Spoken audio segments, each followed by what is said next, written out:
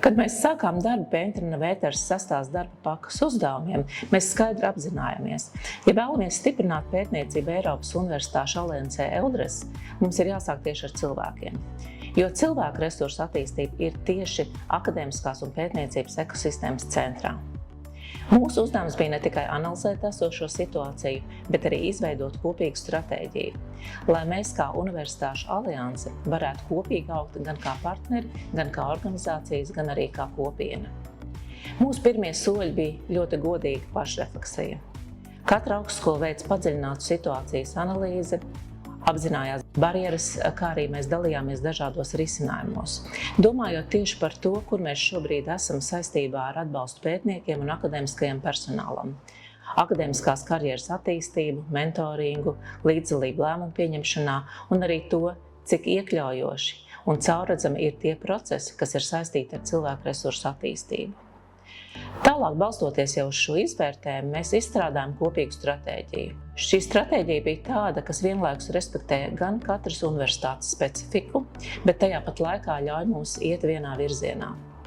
Tādējādi radās kopīgās rīcības plāns, kur mēs definējām konkrētus, izmērāmus soļus pētniecības un inovāciju ekosistēmas stiprināšanai. Mēs organizējam vairākas diskusijas, darba seminārus, un šajos pasākumos piedalījās gan pētnieki, gan cilvēku resursu speciālisti, gan arī augstākā līmeņa vadība. Šajās sarunās veidojās ne tikai izpratne, bet arī uzticēšanās, un tas ir tālākais pamats kopīgai attīstībai. Mūsu darba grupas uzdevums nav tikai izpētīt un definēt, bet arī rīkoties, lai veidotu ilgtspējīgu, noturīgu un iekļaujošu pētniecības vidi. Stipra cilvēku resursu pētniecības ekosistēma sākas ar skaidru redzējumu par atbalstu pētniekiem.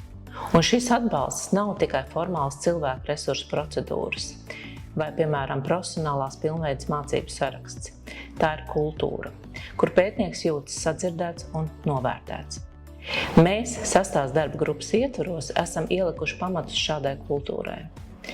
Mēs attīstām līdzdalības kultūru, kur pētnieki tiek iesaistīti lēmumu pieņemšanā nevis kā lēmumu adresāti, bet kā līdzautori.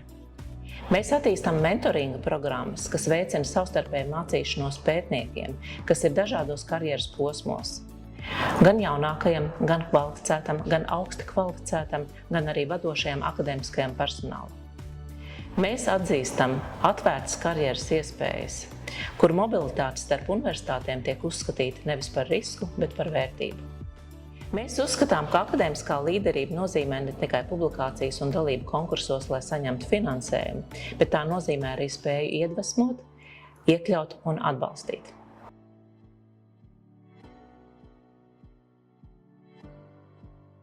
Stratēģiju saskaņošana EUDRES partneru institūcijās sarežģīja gan formāli, gan neformāli šķēršļi. No vienas puses atšķirīga valstu likumdošana, administratīvās prakses un institucionālā struktūra. No otras tādi neformāli faktori kā institucionālā kultūra, komunikācijas ieradumi un dažādas attīstības līmenis attiecībā uz pētnieku cilvēku resursu jomu.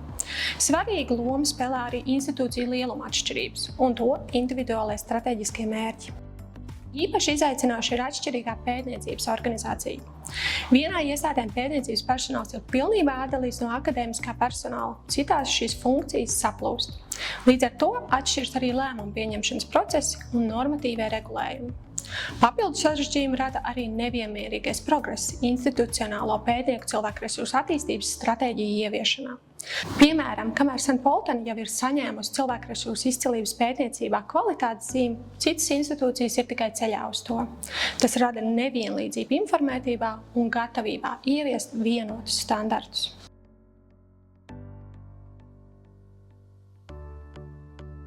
Pamatojoties uz SWOT analīzi, EUDRES alianses augstskolās ir identificēti kopējie vājie punkti, kas ierobežo pētniecības un inovāciju potenciālu. Un šie izaicinājumi saistīti gan ar cilvēku resursiem, gan arī institucionālo vidi. Lai tos risinātu, ir izstrādāta vienota pētnieku cilvēku resursu attīstības stratēģija un piedāvāta konkrēta rīcību virzienu. Viens no būtiskākajiem izaicinājumiem ir karjeras attīstības sistēmas trūkums. Un, lai situāciju uzlabotu, stratēģija paredz karjeras konsultācijas, individuālu attīstības plānu izstrādi un arī labās prakses apmaiņu, lai efektīvi atbalstītu pētnieku karjeras attīstību.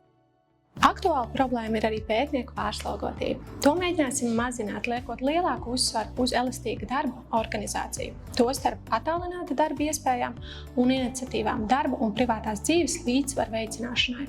Profesionālās pilnveides jomā stratēģija paredz ieviest mērķtiecīgu apmācību vajadzību novērtējumu, kvalifikācijas celšanu un praktiski orientētu mācību pieejamību. Savukārt mobilitātes un sadarbības ierobežojums plānots risināt, paplašinot starptautiskās iespējas ārpus Erasmus+, lielāku uzsvaru liekot tieši uz ilgstošo pētnieku mobilitāti un atbalsta mehānismiem, lai to veicinātu. Sastā darba grupa ļauj mums pāriet no individuālām iniciatīvām uz kopēju sistēmu.